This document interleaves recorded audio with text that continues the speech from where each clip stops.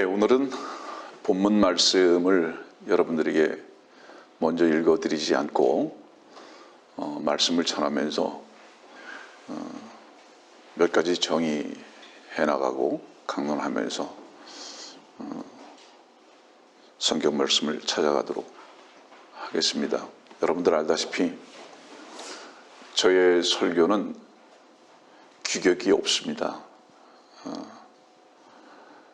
예를 들어서 서론과 본론과 결론을 따로 만들어 놓지 않는 설교의 형식을 취하고 있기 때문에 많이 그냥 자유롭고 또 때로는 오늘과 같이 또 본문이 없을 수도 있는 그런 설교들도 있을 수 있다는 것, 어떤 형식에 매이지 않는다는 것을 먼저 여러분들에게 말씀을 드립니다. 오늘은 빌립보서에 있는 말씀을 좀 중심으로 몇 가지 지난 한 주간 동안 묵상했던 부분들을 여러분들과 함께 생각해 볼까 합니다. 빌립보서에는 등장하지 않는 단어가 하나 있습니다. 뭘까요? 죄라는 단어가 등장하지 않습니다. 빌립보서는. 그 이유가 뭘까요? 사도 바울은 감옥에 갇혀 있습니다. 사슬에 묶여 있음에도 불구하고 누구보다도 자유롭습니다. 그 자신을 감옥에 묶어 놨던 사람들은 제한받고 살았지만 감옥에 있었던 사도 바울만큼은 진리 안에서의 자유를 더 풍성히 누리고 있었습니다. 다시 말하면 진리 안에서의 자유를 누리는 사람의 특권은 죄와 상관없습니다. 그가 지금 현재 감옥에 있다 할지라도 그렇습니다. 고로 빌립보서는 죄라는 단어를 기록하고 있지 않습니다. 오히려 뭐라고 말씀하고 계시냐 하면 빌립보서 4장 4절 굉장히 유명한 말씀인데요. 그 말씀 보면 주 안에서 항상 기뻐하라. 내가 다시 말하노니 기뻐하라. 여기에서 한 가지 주목할 점은 항상이라는 단어입니다. 혹시 여러분들이 영어 성경을 가지고 있는 분들은 주목해 볼 필요가 있는데, 보통 항상 그러면 always 이렇게 보통 생각들을 하지만 우리가 가지고 있는 킹제임스 성경의 영어적 표현은 alway입니다. 보통 잘 안 쓰는 단어의 표현을 기록하고 계시는데요. 그것은 왕의 영어라고 불려지는 영어의 고대적 표현입니다. 요즘 잘 안 쓰는 표현이에요. 그래서 여기서 항상 이렇게 말씀하고 있거든요. 이것은 always보다 훨씬 강력한 표현입니다. 다시 말하면 모든 길에서부터, 모든 것으로부터, 모든 시간으로부터의 항상입니다. 그것은 물리적인 것만을 말하는 것이 아니라 내적인 것과 영적인 것과 육신적인 것과 혼적인 것까지 포함한 그 모든 것으로부터의 항상 기뻐하는 겁니다. 그래서 아주 강력하게 표현하고 계시거든요. 이렇게 항상이라는 단어를 always라는 단어보다 더 강한 alway로 기재해 놓고 계셨다는 것은 빌립보서의 특징입니다. 얼마나 그가 감옥에서도 사슬에 묶여있는 속에서도 얼마나 자유로웠나. 그리고 이것 항상 기뻐하라고 했던 이 말씀은 연극 배우가 읊조리는 대화가 아닙니다. 대사가 아니에요. 그가 지금 감옥에서 기뻐하고 있기 때문에 그 기쁨을 전달하고 있다는 겁니다. 놀라운 고백이죠, 사실은.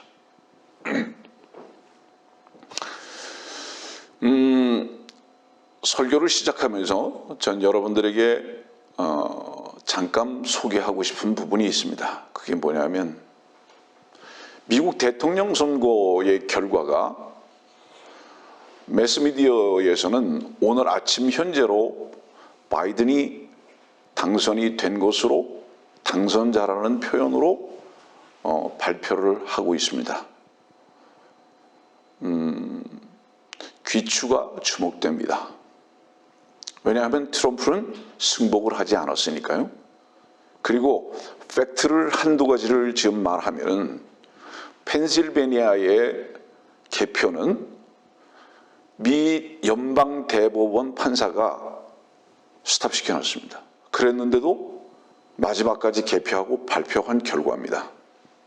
그러면 미국의 연방 대법원 판사가 펜실베니아의 개표를 중단시켰다는 것은 특히 판사는 어떤 증거 없이 그런 명령을 결코 내리지 않을 겁니다. 팩트를 몇 가지가 가지고 있지만은, 왜냐하면 어저께 미국과 연결하면서 제가 알게 됐던 일들입니다. 설교 시간이니까 더 자세히 얘기하지는 않겠습니다. 트럼프는 결국은 연방 대법원으로 이 문제를 끝까지 가져가겠다는 입장입니다. 지금 현재. 왜 설교 시간에 정치 이야기를 하느냐? 바이든이 좋으냐? 트럼프가 좋으냐? 저는 두 사람 다 모르는 사람입니다. 그러나 제가 몇 번 워싱턴 DC를 방문한 적이 있는데 거기 트럼프의 호텔이 있고 거기서 식사를 했는데 트럼프의 호텔이 있고 바로 거기서 5분에서 7분 거리에 백악관이 있고요. 그 다음에 거기서 한 7분에서 10분 거리에 링컨 기념관이 있고요. 거기에서 대통령 그 취임식을 엽니다. 그 다 한 가까운 곳에 있는 곳들이에요. 지금 여기 천만의 군중들이 몰려서 지금 집회들을 하고 있는 그런 상황인데 그리스도인들의 투표의 방향을 말하겠습니다. 저는 트럼프를 좋아하지 않습니다. 굳이 얘기를 하자면 호감은 바이든이 더 호감이 있습니다. 더 젠틀하고요. 더 합리적인 것 같아요. 그러나 제가 확실히 믿기는 트럼프는 하나님 편에 있습니다. 트럼프의 신앙은 기독교의 신앙이고요. 그 주변 사람들의 모든 신앙은 유태교적입니다.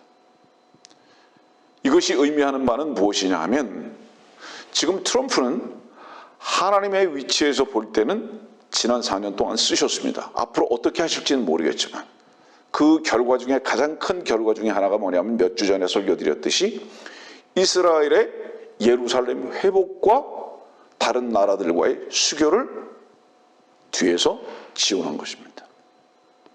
결과물로 나타났죠. 그리스도인들의 투표의 결정은 무엇을 가지고 해야 하는지 아십니까? 이 사람이 좋다, 이 사람이 싫다로 결정하는 거 아닙니다. 그 사람이 추구하는 정책의 방향이 하나님께서 기뻐하시는 것인가에 대해서만 생각하고 결정하는 겁니다. 저는 한국의 지난번 선거에 홍준표라는 분과 지금 현 대통령 문재인이라는 분의 두 분으로의 결집이 됐을 때에 저는 문재인을 지지하지는 않았습니다. 이유가 무엇이냐? 개인적인 면에서 볼 때는 문재인이라는 사람이 훨씬 도덕적이고 또 굉장히 젠틀해 보여요. 그러나 제가 분명히 성경과 하나님의 이끌어 가심의 관점에서 볼 때는 문재인이 아니라 홍준표가 돼야 한다고 믿었기 때문입니다. 개인적인 어떤 선호도는 상관없어요. 바이든은 캐톨릭에 깊이 심취되어 있는 캐톨릭 신자입니다. 문재인 또한 마찬가지입니다. 여러분들, 영적으로 온 세계는 로마의 지배 아래 이미 있습니다. 캐톨릭의 지배 아래 있다 이 말이에요. 그리고 특히 미국의 모든 매스미디어는 반 트럼프 전선을 펼 수밖에 없게 됐습니다. 왜냐하면 이것을 뒤에서 조종한 세력은 분명히 어떤 세상신의 세력이라는 것을 저는 확실히 믿기 때문입니다. 더 구체적인 얘기는 오늘 이제 그 정도 하기로 하고요. 어쨌든 분명한 것은 그리스도인들의 선거의 결정은 앞으로도 여러분들 개인적인 선호도에 따라서 결정하시는 것은 어리석은 겁니다. 그 선거를 지금 투표를 해야 하는 대상자가 어떤 정책의 방향, 다시 말하면 하나님께서 원하시는 방향에서 지금 추진하고 있는가를 보시면 됩니다.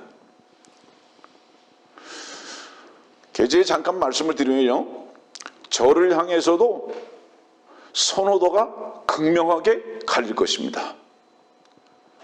지금 앞에서 말씀을 듣고 있는 분들이나 어떤 분들은 거리를 불문하고 상황을 불문하고 함께 가고자 하고 깊이 있게서 사랑을 주시는 분들이 계십니다. 위치와 상황과 상관없이. 이유가 뭐죠? 저도 저를 경멸하는데 그리고 하나님 앞에서 제 자신을 볼 때는 하나님께서 저를 쓰시는 것도 이해가 내 자신도 안 되는데 어떻게 나를 경멸하는 사람들이 나를 받아들이고 이해를 하기를 원하겠습니까? 그러나 지금 제가 이곳에 설 수 있는 유일한 이유는 저는 이렇게 생각합니다. 하나님의 진리의 말씀을 가감없이 하나님께서 원하시는 대로 전하고 있다는 이거 하나 외에는 이유가 없습니다. 전 여러분들이 그거 하나만 보시기를 바라는 겁니다. 선호도의 문제가 아니에요. 그래서 말씀을 들으시는 분들도 이 부분 앞에 유념하시기를 부탁을 드리는 겁니다. 여러분들, 그리스도의 심판석에서는 어떤 설교자가 칭찬을 받을 수 있다고 생각하십니까? 그리스도의 심판석에서는요, 세상에서 미움을 받은 설교자가 칭찬을 받을 것을 분명히 전언합니다.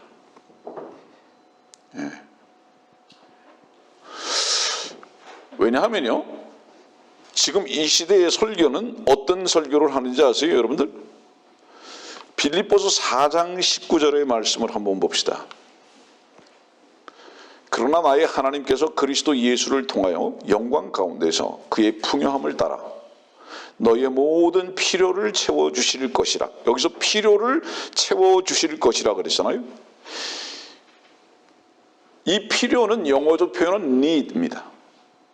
그 다음에 필요와 원함의 차이는 뭐죠? 원함은 사람들의 육신적인 것이 될 가능성이 많습니다.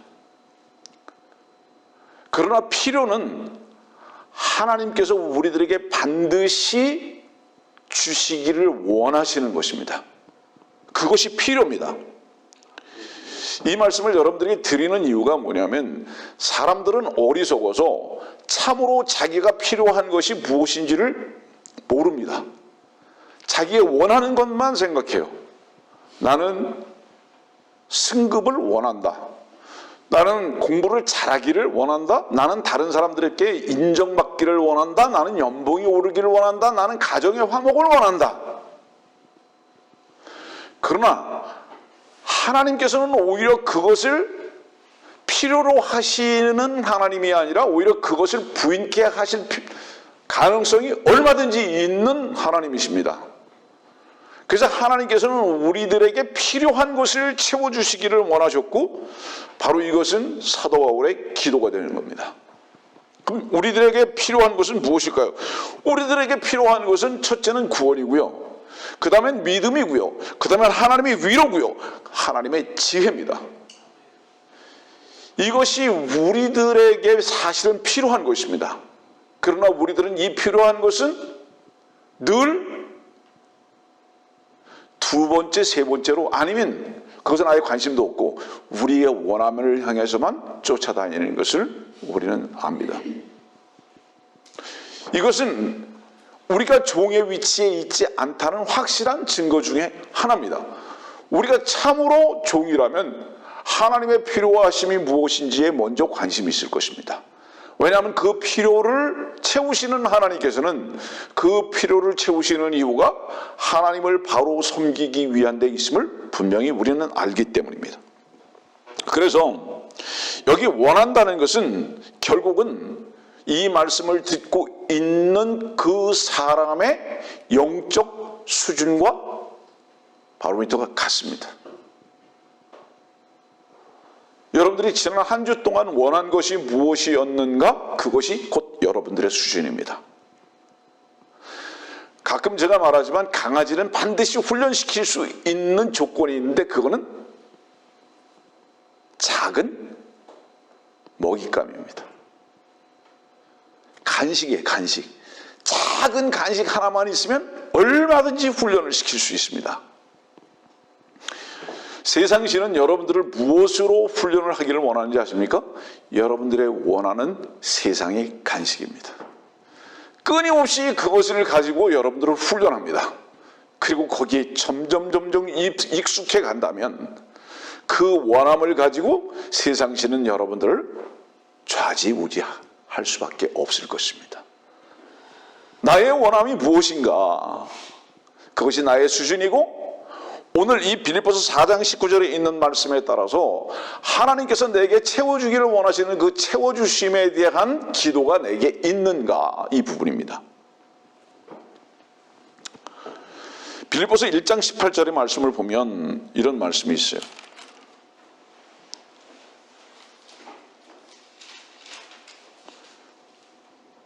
빌립보서 1장 18절 10절 말씀부터 볼까요? 10절 말씀부터 너희가 가장 좋은 것들을 분별하며 또 그리스도의 날까지 순수하고 흠없게 되기를 바라며 가장 좋은 것, 이 영어적 표현은 excellent입니다. 가장 좋은 것, 그냥 좋은 게 아닙니다. 가장 좋은 것입니다. 이 가장 좋은 것은 뭐죠? 하나님께서 좋아하시는 것을 말하는 것입니다. 마태복음 7장은 이 부분을 뭐라고 표현하고 계십니까? 마태복음 7장 여러분들 혹시 기회가 되시면 집에 가셔서 보세요. 11절 말씀부터 보시면은 이 마태복음 7장은 뭐를 가리키고 있냐면 너희 부모가 악할지라도 자녀들에게 좋은 것을 줄 줄 알거든 하물며 하늘에 계신 아버지께서 너희에게 좋은 것으로 주시지 않겠느냐 하는 바로 이게 가장 좋은 것입니다. 가장 좋은 것은 하나님 아버지께서 좋다고 여기시는 것이 가장 좋은 거예요. 예. 하나님께서 좋다고 여기시는 것을 우리가 원하고 그것을 필요로 하고 있는가? 바로 이런 부분들을 한번 생각해 봐야 하는 거예요. 교회라는 곳에서 설교가 어떻게 변질됐느냐 하면은 사람들의 원하는 것에 대해서 집중적으로 설교를 하기 시작을 했습니다. 벌써 오래전부터. 세상에 속한 것들입니다. 아까 얘기했죠? 물질, 직장, 건강, 가정의 화목. 이것의 그 원함을 충족시켜주는 설교가 교회에 범람을 했기 때문에 이것 때문에 은혜를 받았다고 하고 이것 때문에 꼭 절의 불전함에다가 돈 넣듯이 예배당 와가지고 헌금하고 뭐 이렇게 해버리는 모습들이 아주 일반화돼 버렸죠. 이렇게. 다시 말하면 교회의 설교는 하나님께서 참으로 가장 좋은 것을 주기를 원하는 그런 설교보다는 사람들의 원함이 무엇인가에 대해서 그것을 채워주는 것으로 바뀌어버리고 말았다. 저는 오늘 설교를 듣는 분들에게 이렇게 질문하는 거예요. 당신은 엑셀런트한 가장 좋은 것, 하나님께서 좋다고 여기신 그것을 가장 좋은 것으로 여기고 있는가? 그리고 이 교회는 그것을 설교하고 있는가에 대해서 점검해 볼 필요가 있다. 그래서 이 교회가 가장 좋은 것을 분별할 줄 아는 교회고 그것을 설교하고 그것을 먹기를 원하고 그것을 필요로 하는 성도들로의 모임이라면 이 교회는 교회다. 그래서 이러한 설교를 하게 되면 결국은 어떻게 되는가? 성경에서 이런 설교를 한 자들에 대해서 어떤 모습들이 나왔죠? 결국은 이런 설교를 하는 사람들은 주님에게 요한복음 8장 보세요. 돌 들었죠? 사도행전 보세요. 스데반에게 돌 던졌죠?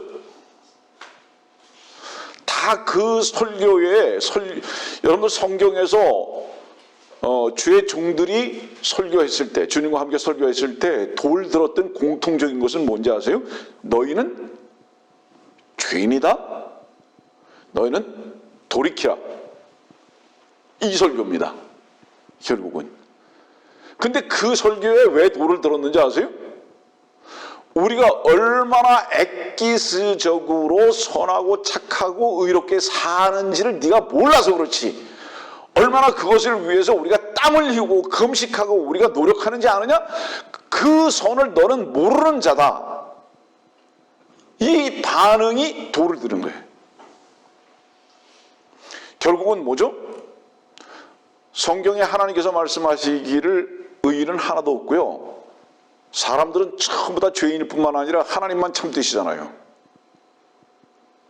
믿기를 원하지 않는 거예요. 믿기를 원하지 않아요. 하나님만 참되시다고 어떻게 확인될 수 있을까요? 여러분들이 저에게서 거짓을 발견하고 저에게서 실망했을 때 그걸로 인해서 좌절하고 있다는 것은 아직 참되신 하나님을 발견하지 못한 것입니다. 현재적으로. 만일에 여러분들이 저의 거짓이나 저의 연약함이나 저의 모순됨을 발견했다면, 동시에 참으로 발견했다면 동시에 주님의 참됨을 발견하시는 곳으로 나가는 자들이 지혜로운 자들입니다. 그래서 주님의 참되심을 만일에 얻었다면 더 이상 나의 거짓과 연약함과 모순에 시선을 집중하지 아니하고 참되신 주님 앞에서 만족하고 누리게 되기 때문입니다. 전 여러분들이 바로 그렇게 인도되어지기를 바라는 겁니다. 그래서 설교에서, 성경에서 그러잖아요. 사람은 다 모두 거짓되다. 근데 자신은 거짓되다고 말하면서도 아직도 거짓되지 않다고 여겨요. 그 증거가 뭔지 아세요? 참되신 하나님을 누리지 못하고 있어요. 자기가 참으로 인지하는 것이 아니라 거짓되다는 것을 받아들이는 사람은 자기 자신을 갈보리로 가져나가고 새 생명이신 부활의 주 예수 그리스도 안에서 기뻐하고 즐거워하는 곳으로 들어가 버립니다. 들어가 버립니다. 여러분들 마가복음 1장에 있는 말씀을 잠깐 얘기할게요. 마가복음 1장에는 몇 가지 기사가 나오지만 한번 볼까요? 마가복음 1장 가봅시다.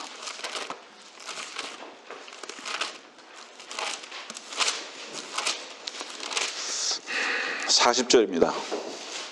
그 후 한 문둥병자가 주께 와서 간청하며 그 앞에 무릎을 꿇고 말씀드리기를 주께서 원하시면 저를 깨끗하게 하실 수 있나이다 라고 하니 예수께서 가엾게 여겨 손을 내밀어 그를 만지며 그에게 말씀하시기를 내가 원하노니 깨끗해지라고 하시니 말씀하시자마자 문둥병이 곧 그에게서 떠나고 그가 깨끗해지더라.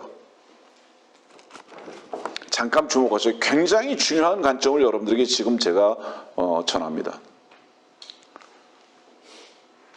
제가 아는 한 99.99%는 문둥병을 자랑하고 문둥병을 결코 나아야 하는 병으로 여기지 아니하고 그 문둥병을 즐기고 살아가는 자들입니다. 99.99%가. 99.99%의 구원받은 자들이 중풍병을 앓고 있는 것을 모를 뿐만 아니라 오히려 그것을 즐기고 삽니다. 그 많은 사람들이 귀머거리가 됐음에도 불구하고 이걸 고칠 생각을 안 하고 즐기고 삽니다. 하나님의 말씀 듣기를 원하잖아요. 그 많은 사람들이 눈이 다 멀었음에도 불구하고 하나님의 말씀의 빛에 나가기를 원하지 않아요. 즐기고 살아요. 어두움을. 이 관점이 여러분들에게 엄청나게 중요한 관점으로 와닿아야 하는 이유가 뭔지 아십니까? 사람들은 자기 자신과 세상과 죄를 즐기는 자들이죠. 절대로. 피를 즐기고 이 문둥병은 무슨 문제입니까? 이 피의 오염 아닙니까? 이 피의 오염은 어떤 피만이 유일하게 참된 피로 역사합니까? 보혈이에요. 이 보혈을 대적하는 피 아닙니까? 이 피가. 근데 이 피만을, 이 오염된 피만을 자랑하고 사는 자들이 주님께 가지고 나올 리가 있냐고 한번 생각해 보세요. 내 피가 문제입니다. 여러분들은 여러분들의 피가 문제입니다고 주님께 나와본 적이 있으십니까? 스스로 자문자답해 보세요. 거의 대부분의 사람들은 문둥병을 자랑하고 살았을 겁니다. 그리고 그것을 보존하기를 원했을 것이고 지키기를 원했고 더욱더 그 피가 충만하기를 원했을 겁니다. 근데 이 마가복음 1장에 이 사람은 문둥병을 가지고 나를 가엾게 여겨달라고, 나 이 병에서 정말로 낫고 싶다고. 여러분들이요, 주님께 나오지 않았는데 어떻게 그 병을 고치겠습니까? 예배당에 나오는 이유가 문둥병을 고치기 위해서 주 앞에 나오는 자들이 아니라 이 피를 더, 이 문둥병에 오염된 이 피를 더 나에게 강하게 해달라고 나오는 자들이 절대 다수가 돼버리고만 세상 이 세태가 아니냐 이 말이에요. 문둥병이지 여러분들 압니까 지금? 문제는 뭔지 아세요? 자기가 병에 걸린 것을 아는 사람이 없다는 겁니다. 그걸로 인해서 고통을 받고 있지만, 피로 인해서 고통을 받잖아요. 이것으로 인해서 자유함을 얻지도 못하고, 이것 때문에 갈등하고, 이것 때문에 번민하면서도, 이 피로 인해서, 그러면서도 이 피가 죄의 본질인 것을 모르고 오히려 이 피를 더 강하게 하기만을 바라는 이 모순된 자들이 주님을 믿는다고 하지 않느냐 이 말이에요. 어떻게 주님께 나올 수 있느냐 이 말이에요. 그럼 이 피를 가지고 이 질문에 여러분들 스스로 답해 보세요. 자신의 눈먼고, 귀머거리, 문둥병인 것을 알아야 주님께 나오고 치유를 받지 않습니까? 그것을 즐기고 있는데 어떻게 주님께서 그것을 치유하시겠는가 이 말이에요.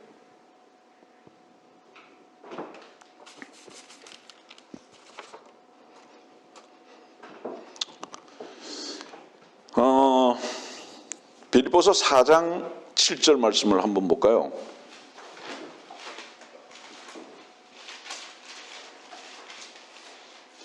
그리하면 모든 지각을 초월하시는 하나님의 평강이 그리스도 예수 안에서 너희의 마음과 생각을 지키시리라. 사도 바울만이 할 수 있는 편지, 지각을 초월하는 하나님의 평강. 축축한 감옥에서는 슬퍼야 합니다. 괴롭고 원망해야 합니다. 지각을 초월하시는 하나님의 평강이 이미 사도 바울 안에 있습니다. 제가 종종 여러분들에게 설교하지만 우리가 주님을 믿어야 하는 이유는 뭡니까? 예를 들어서 감옥에서 슬퍼한다면, 원망한다면 그 감옥에 갇힌 모든 사람들과 무엇이 다른 겁니까? 그렇잖아요? 힘들고 어려운 일 때문에 힘들어한다면 주님은 어디에 계신 것입니까? 고통해야 할 환경 때문에 평강을 잃어버린다면 우리가 세상 사람들과 동일한 것이 분명히 입증되는 것 아닙니까? 근데 지각을 초월하시는 하나님의 평강이 이랬습니다. 이 지각을 초월하시는 하나님의 평강이라는 것은 뭐를 의미하는 것일까요, 여러분들? 평강은 어떤 사고나 물리적인 위치의 위험에서 그 자신을 보호해 주는 것을 말하는 게 아니에요. 이게 평강을 말하는 게 아니에요. 이 평강은 무엇이냐면 평강의 주께서 그 사람 안에 주인이 되시는 것을 말합니다. 결국은 우리가 모든 지각에 튀어난 평강을 누리지 못하는 이유는 뭐냐면 평강의 주께서 우리 안에 주가 돼 계시지 않기 때문이라는 겁니다. 내가 내 자신의 주인이기 때문에 힘들고 어렵고 상황과 환경 속에서 원망하고 고통할 수밖에 없다 이겁니다. 조금 아까 우리 문둥병자의 손을 잡았을 때에 문둥병자가 나음을 입었습니다. 역으로 생각해 봅시다. 우리가 무엇을 낫기를 원하는지 아십니까? 고통이 물리적으로 해결되기를 원하는 겁니다. 갈등이 물리적으로 풀어지기를 원하는 겁니다. 건강이 물리적으로 회복되기를 바라는 겁니다. 근데요, 주님은 우리들에게 한 가지만을 하시면 됩니다. 그게 뭔지 아세요? 우리의 피를 변화시키시는 겁니다. 보혈로. 그거 한 가지만 하시면 됩니다. 그때 우리는 깨끗게 됩니다. 그거를 성경에서 뭐라고 말하는지 아세요? 거룩이라고 말하는 것입니다. 다시 말하면 거룩은 거룩하신 하나님께서 손을 대시는 그 모든 것이 거룩한 것입니다. 그죠? 여러분들을 망하게 한다고 할지라도 그것은 거룩이에요. 여러분들의 무릎을 깨뜨려 버리는 일이 있다 할지라도 하나님께서 하셨다면 그것은 거룩입니다.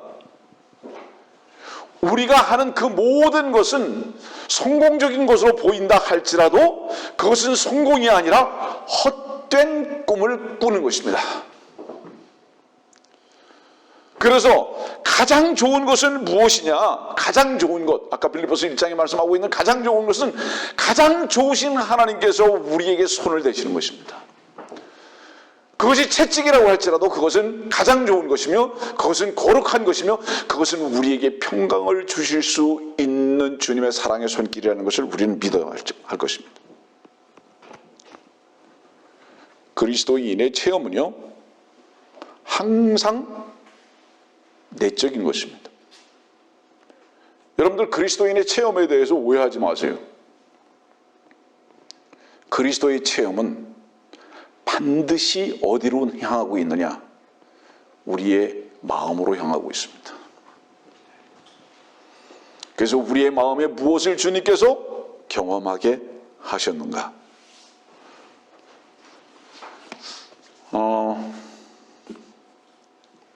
저는 지난 한 주간 동안 면도를 안 해봤어요. 아주 편했습니다.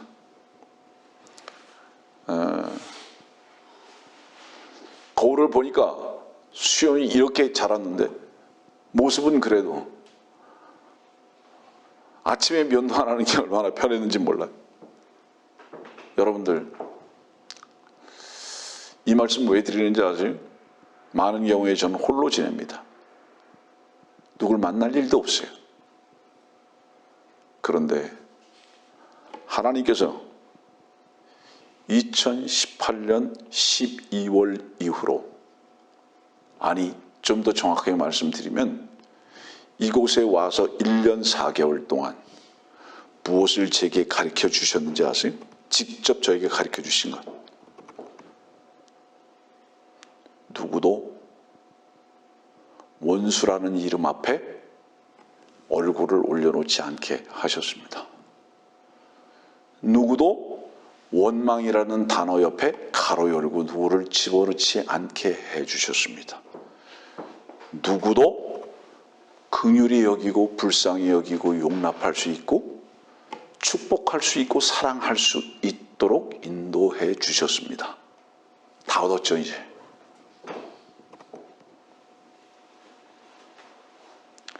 놀라우신 주님이죠.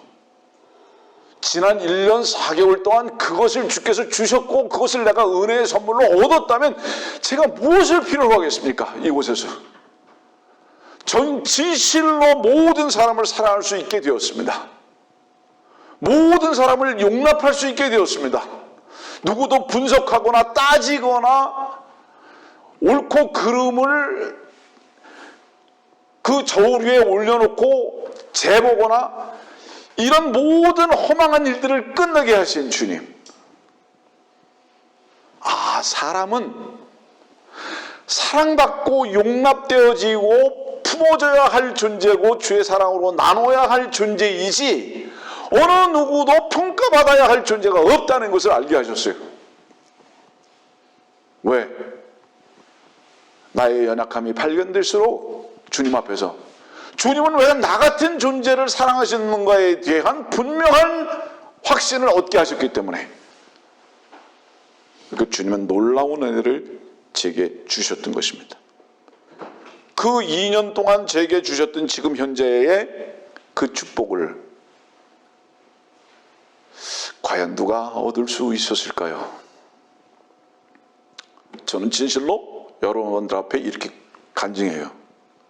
나의 대적은 결코 어느 사람이 아니다. 나의 대적은 유일하게 하나님의 말씀을 방해하고 변질시키고자 하는 세상 신이다. 전 정말로 그렇게 고백할 수 있습니다. 이렇게 할 수 있도록 이끌어 오신 주님, 그래서 가장 좋은 것이 무엇인지 분별할 수 있도록 해주신 주님. 제가 돌을 맞는 것도 관심 없고요,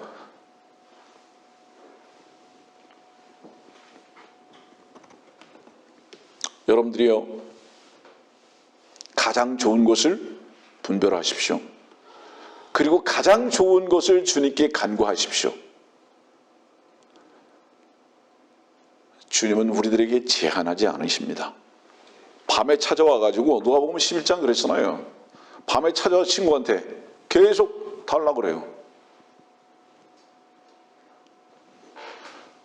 계속 달라고 그래요. 누워서 자고 있는데 계속 달라고 그래요. 빵 3덩이 얻고자 계속 달라고 그러죠. 여러분들이요, 무엇이 좋은 것인 줄 알아야 합니다. 주님은 그거 기다리고 계세요. 주님은 무엇이 가장 필요하고 좋은 것인 줄을 알고 계시기 때문에 그것을 지금 우리들에게 기다리고 계신 겁니다.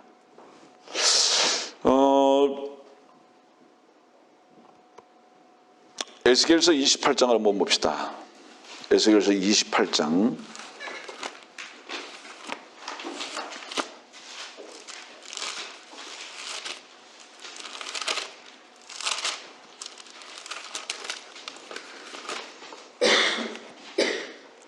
14절이요.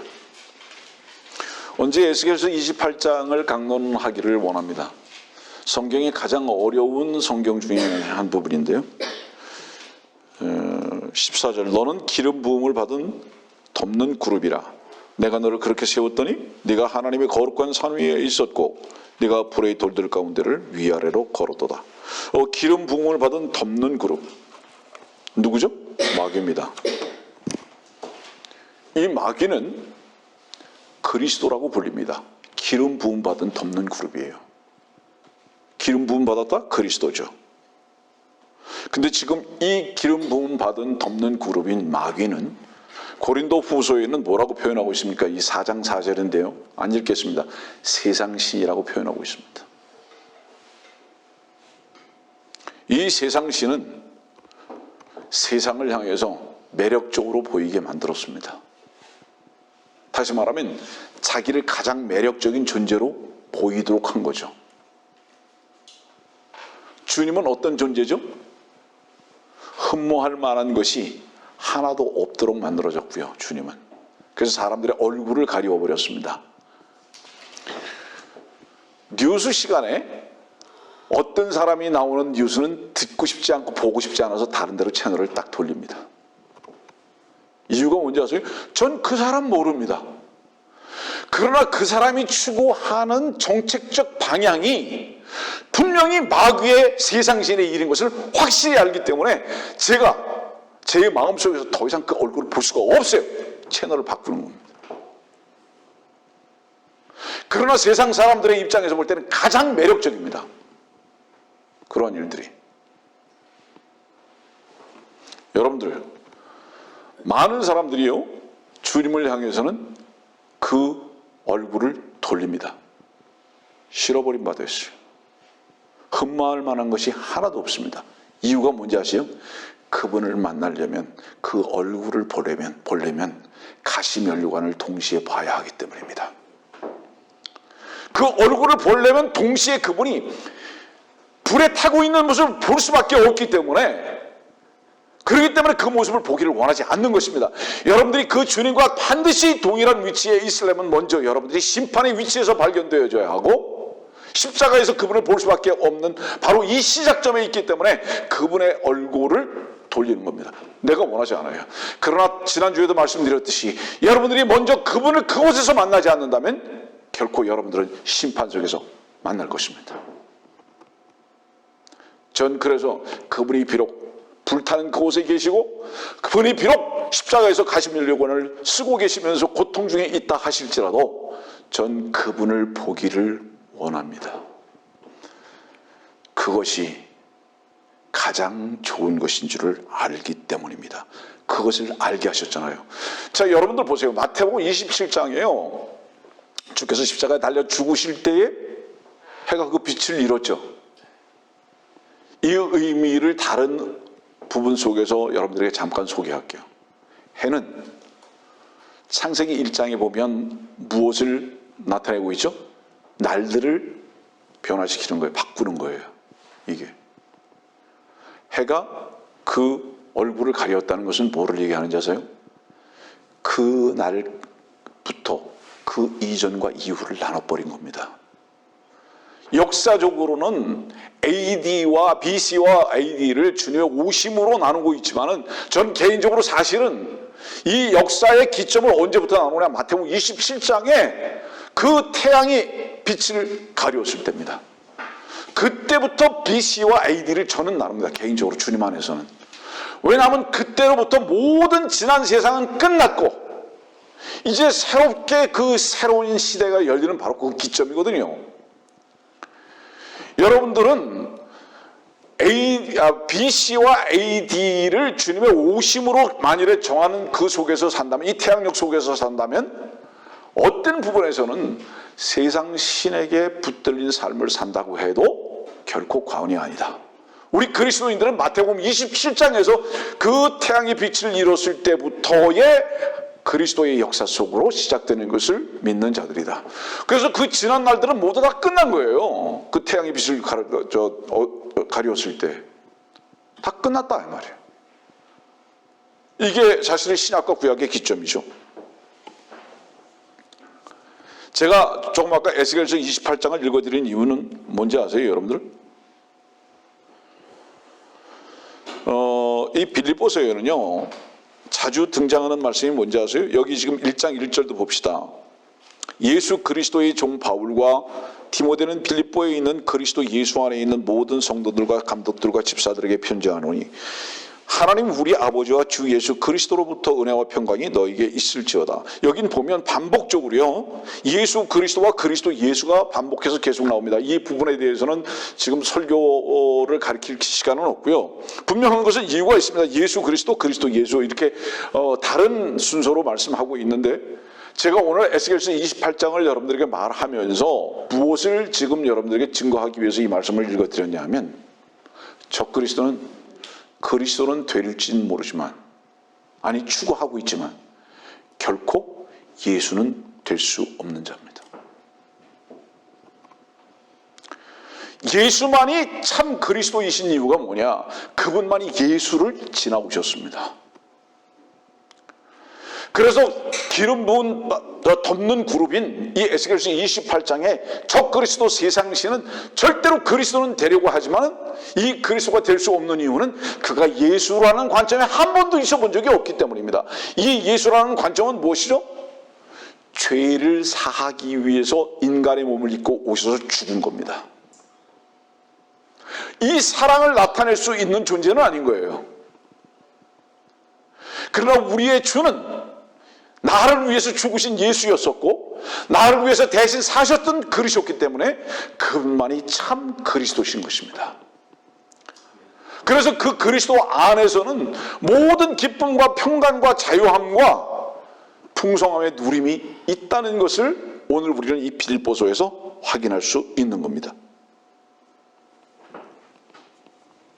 빌립보서 3장 5절에 있는 말씀 보면요 이런 말씀이 있어요. 나는 8일 만에 할례를 받았고 이 부분은 교리적으로 좀 중요한 부분이기 때문에 이 골로새서 2장 11절은 그 다음에 나오는 골로새 2장 11절은 영적인 할례에 대해서 말씀하고 있는데 지금 여기서는 바울이 빌립보서 3장에서는 나는 8일 만에 할례를 받았고, 이것은 뭐냐면 자기의 육신을 지금 자랑하고 있는 겁니다. 그러나 이 육신을 자랑하는 것은, 자랑할 만한 이것은 결국은 뭐냐, 배설물이다. 이것을 설명하기 위해서 지금 빌립보서 3장 5절에 8일 만에 할례를 받았다고 얘기합니다. 왜 8일 만에 할례를 받을까요? 8일 만에 모든 육은 끝나는 겁니다. 네. 그리고 8일 만에 이 육신적인 모든 생명은 끝나는 겁니다. 이 8일 만에 모든 육신과 세상적인 모든 생명이 끝난다는 것은 무엇이냐 하면, 지금 현재 재창조 이후로 6,000년입니다. 그리고 천년왕국이 앞에 남아있고요. 이 천년왕국 동안에도 일부는 피가 있습니다. 그러나 이제 8이라는 영원한 세계로 들어갔을 때, 이 8이라는 영원한 세계로 들어갔을 때 더 이상 육신이 존재하지 않습니다. 그리고 그때는 그 피가 완전히 종결돼 버립니다. 끝나버려요.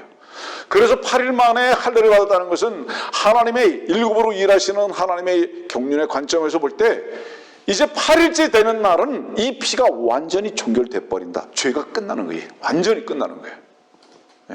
육신을 의지하는 모든 삶이 완전히 종결돼 버리는 것을 의미하는 것입니다. 그러니까 이것을 빌립보서 2장은, 골로새서 2장은 우리들은 영적 할례를 받은 자라고 그렇게 말씀하고 있죠. 여러분들, 이 할례라는 것은 뭐를 의미하는지 아세요? 그분 앞에 굴복하는 겁니다. 저 끝났습니다. 제가 여러분들에게 종종 말씀드리지만 우리는 최초에 어디서 항복한 자들인지 아십니까? 십자가에서 항복한 자들이에요. 십자가에서 항복했다는 이유가 뭔지 아세요? 왜 십자가에서 항복했을까요? 여러분들이 십자가를 경험한 자들은 오늘도, 어제도, 내일도 십자가를 경험한 자들은 나는 반드시 끝내야 할 존재입니다라는 것에 대한 분명한 자기 고백을 하게 됩니다. 하나님, 나는 끝내야 할 존재입니다. 무슨 뜻이죠? 하나님, 저는 항복입니다. 그리고 무릎을 꿇는 것입니다. 이 말씀은 뭐라고 말씀하고 있죠? 빌립보서 2장 10절입니다. 8절 말씀과 10절 말씀 제가 읽을게요. 8절, 그리야 사람과 같은 모습으로 나타나셔서 자신을 낮추시고 죽음에까지 순종하셨으니 십자가의 죽음에까지라. 이 죽음을, 십자가의 죽으심을 먼저 말씀하시고 난 다음에 10절에 하늘에 있는 것이나 땅 위에 있는 것이나 땅 아래에 있는 것이나 모든 무릎을 예수의 이름으로 꿇게 하시고, 만일에 여러분들이 예수 그리스도의 십자가에 참으로 동참을 했다면 반드시 전제가 무엇이냐? 여러분들이 무릎을 꿇은 거예요. 그분 앞에. 이것이 십자가를 경험한 사람들입니다. 무릎을 꿇었다는 것은 뭐를 의미합니까, 여러분들? 자기 힘을 쓸 수 없어요. 설 수가 없어요. 무엇인가 추구할 수 없어요. 항복하는 겁니다. 주장을 펼칠 수가 없어요. 죄인은 유일하게 할 수 있는 게 뭐죠? 입을 닫는 겁니다. 유구무원. 입을 열 수가 없어요. 세상에서 유구무원도 있죠. 왜냐하면 상대방에게 설명할 가치를 느끼지 못할 때. 그러나 그리스도인들의 유구무원은 유일하게 누구를 이해시키지 못할 때가 아니라, 나는 입이 있을 수 없는 존재입니다. 나는 주장할 수 있는 위치에 있지 않다. 나는 죄인이기 때문에. 자, 자기의 육을 썼을 때 그 사도 바울은 위치가 어땠습니까, 여러분들? 빌립보서 3장 2절의 말씀 보면요, 개들을 주의하고 악한 일꾼들을 주의하며 살을 베어내는 자들을 주의하라.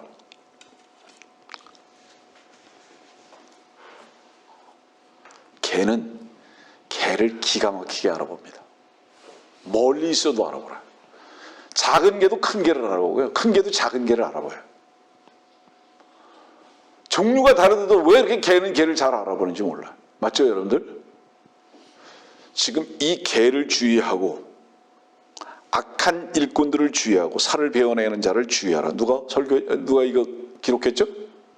사도 바울이 기록했죠? 자기 자신을 먼저 말하는 거예요. 나는 개였어.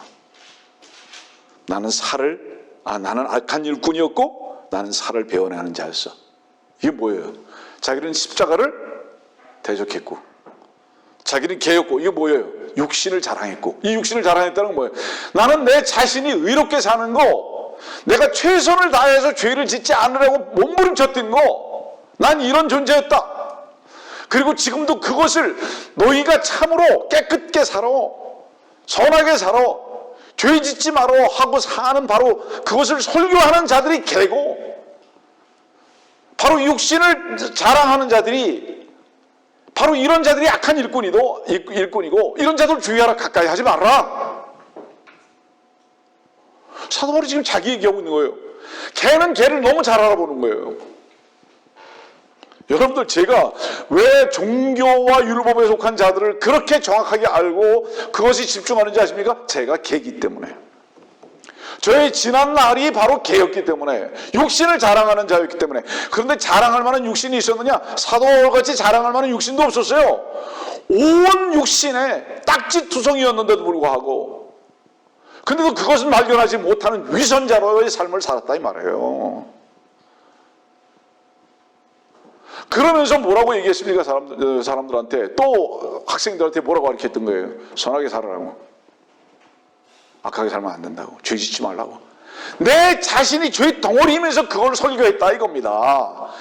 이렇게 위선자의 삶을 살았던 내가 나기 때문에 다른 악한 자들을, 개들을 너무 잘 알아볼 수밖에 없도록 주님께서는 그것을 경험케 하셨다 이 말이에요. 결과적으로 지금 제 얘기가 그 얘기예요. 바로 이 개는 어디로 가야 할 존재였습니까? 이 개는 지옥이 정해졌던 존재예요. 예? 이 개인 바울은 하나님을 대적한 자였기 때문에, 십자가의 원수로 행한 자였기 때문에 지옥으로 딱 갈 수밖에 없는 그 길이 정해져 있는 자예요.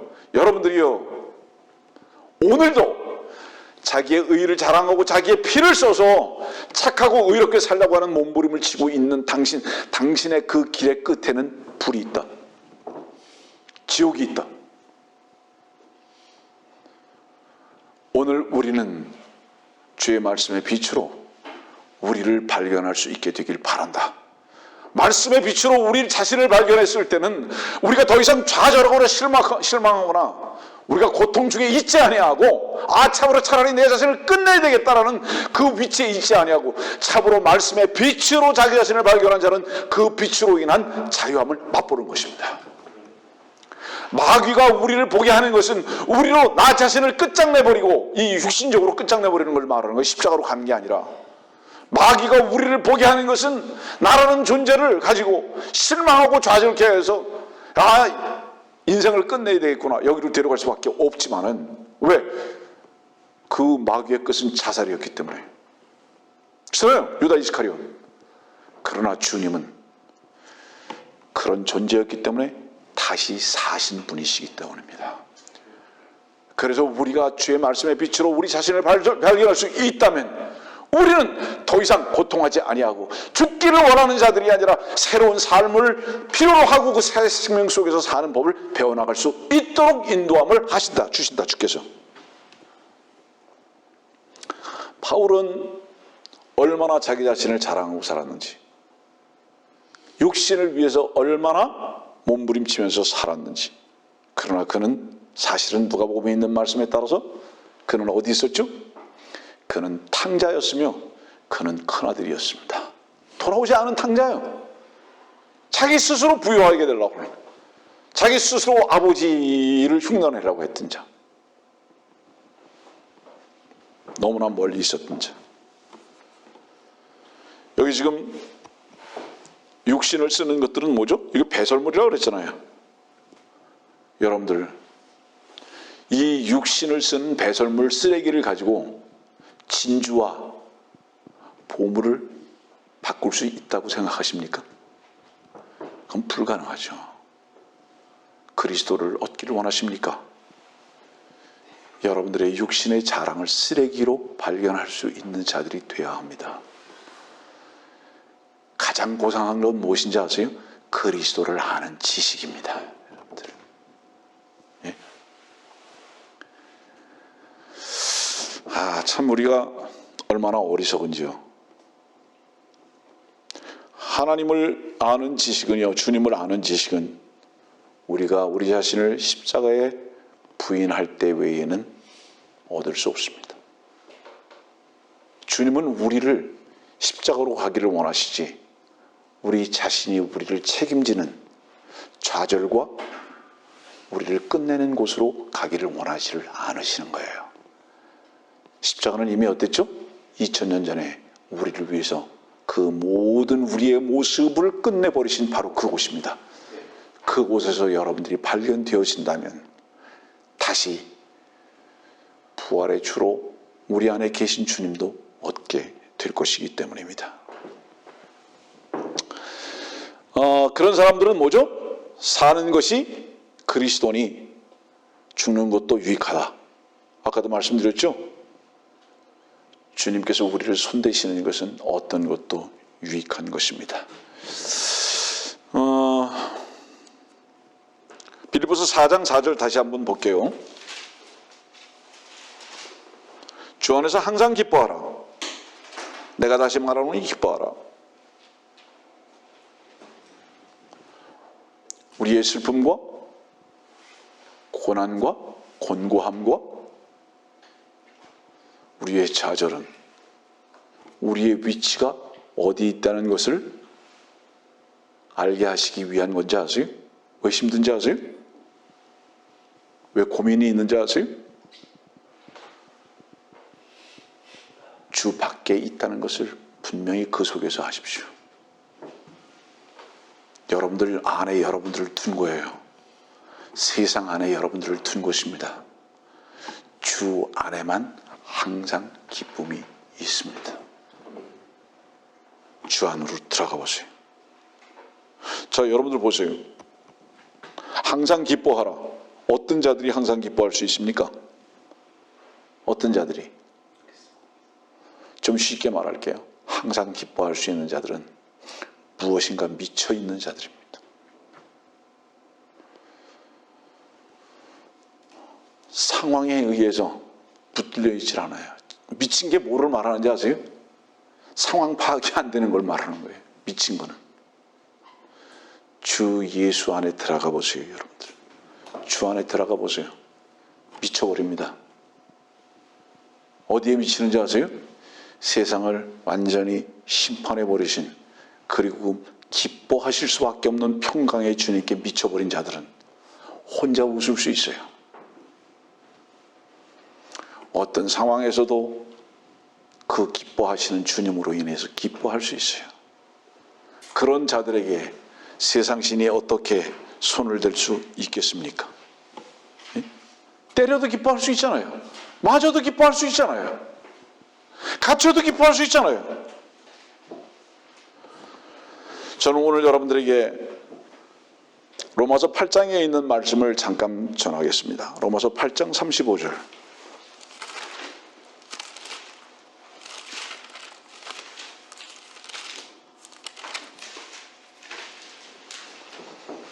누가 우리를 그리스도의 사랑에서 떼어놓을 수 있으리요?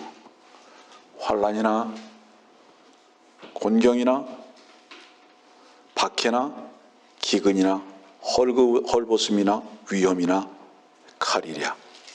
39절 끝. 주 안에 있는 하나님의 사랑에서 떼어놓을 수 없으리라. 여러분들 주 안에 들어가 보세요. 그 문 안에 들어가 보시라고요. 환난이나 곤경이나 박해나 기근이나 헐벗음이나 위험은 나하고 상관없는 주님 안에 항상 기뻐하는 미친 것이 무엇인 줄을 날마다 경험하게 될 것입니다. 죽고 싶다고요? 끝내고 싶다고요? 오늘 아침에 그런 교제를 했습니다마는 빌립보서 1장 23절의 말씀 보면 내가 그 둘 사이에 껴있으니 내가 떠나서 그리스도와 함께 있을 욕망을 갖는 것이 훨씬 좋으나. 저도 그래요.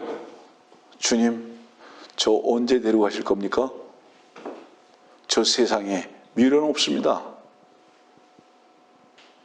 진짜 미련 없습니다. 주님, 저 언제 데려가실 겁니까?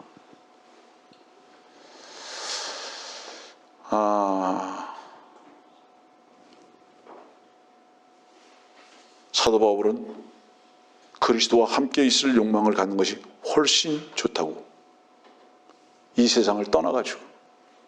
왜 이렇게 말할 수 있었죠? 여러분 고린도 후서 보세요. 왜 그럴 수 있었는지.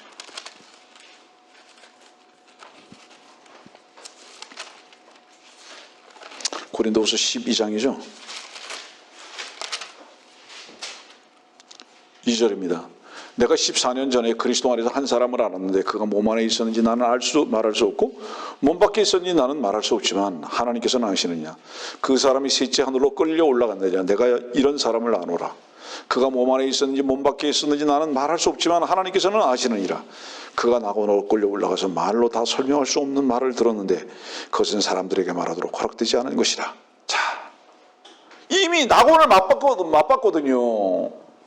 그 낙원이 어떤 것인지를 체험하고 경험했던 사도 바울의 입장에서 볼 때는 뭐라고 고백할 수밖에 없는 거예요. 나는 정말로 참으로 원한다. 무엇을 원하느냐? 훨씬 좋은 것이 있는 것을 안다. 나는 이 세상을 떠나면 훨씬 좋은 것이 있는 것을 안다. 여러분들, 우리가 죽음을 두려워하지 않는 이유가 뭔지 아십니까? 한 번 죽었기 때문입니다. 그 다음에 우리가 죽음을 두려워하지 않는 또 다른 이유는 뭐냐 하면 그 죽음 뒤에는 반드시 주님의 소망의 약속이 보일 수 있기 때문입니다. 그걸 알기 때문에. 그래서 죽음을 두려워하지 않는 거예요. 죽음을 두려워하는 것은 죽음 이후에 심판이 있는 것을 사람들의 본성이 알기 때문입니다. 그래서 죽음은 우리를 끝내게 하는 것이 아니라 새로운 문으로 들어가는 바로 그 기점이라는 것을 우리가 주의 신앙의 양심으로 알기 때문에 이 죽음을 두려워하지 않는 거예요. 그런데 이 사도 바울이 간절히 원했던 세상을 빨리 떠나는 이것이 이루어졌습니까? 이루어지지 않았어요. 그래서 제가 이렇게 말합니다. 사도 바울은 한 가지 행복한 실패자였는데 이 세상을 빨리 떠나는 것에 대해서 하나님께서 허락하지 아니하시고 그때까지 허락하지 아니 빌립보까지 허락하지도 아니하시고 그리고 그냥 남겨두셨다. 행복한 실패자죠. 그가 원했던 게 뭡니까? 간절히 원했던 거. 명예입니까?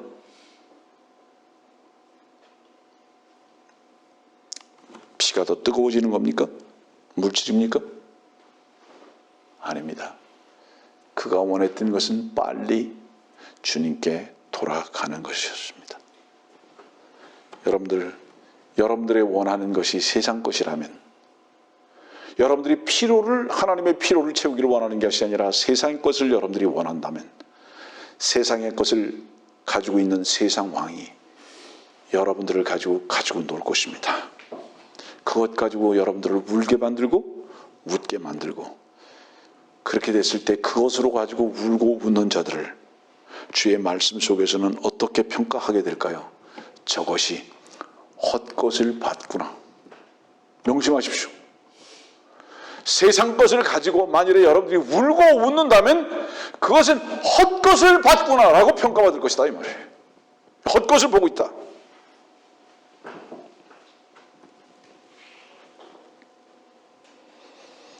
주님께서는 인자로서 가장 가난한 삶을 사셨습니다. 그의 아버지는 모든 만물의 주였습니다. 주제. 그런데도 그분은 가장 가난한 삶을 사셨어요. 그분의 목표가 뭐죠? 가장 낮아지시는 거였습니다. 왜 그랬을까요? 그렇잖아요.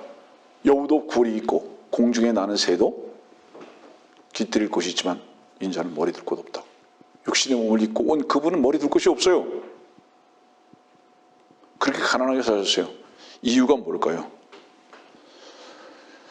사람으로 사는 삶의 위치는 많은 것을 얻고 누리고 원하는 대로 되는 것이 아니다.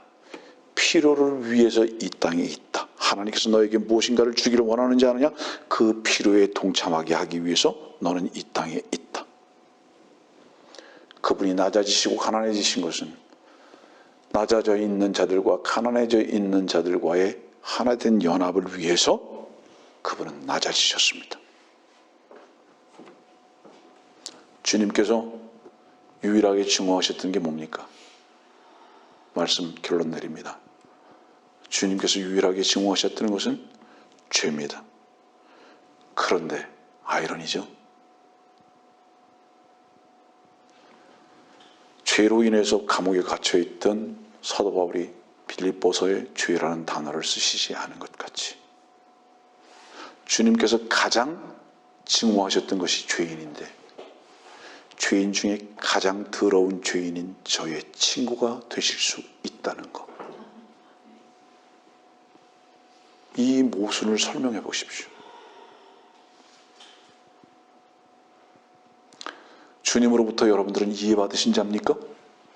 아닙니다. 주께서 여러분들을 사랑하신 자들입니다. 주께서 여러분들을 분속하셨습니까? 아닙니다. 주님의 풍성을 나눠주셨을 뿐입니다.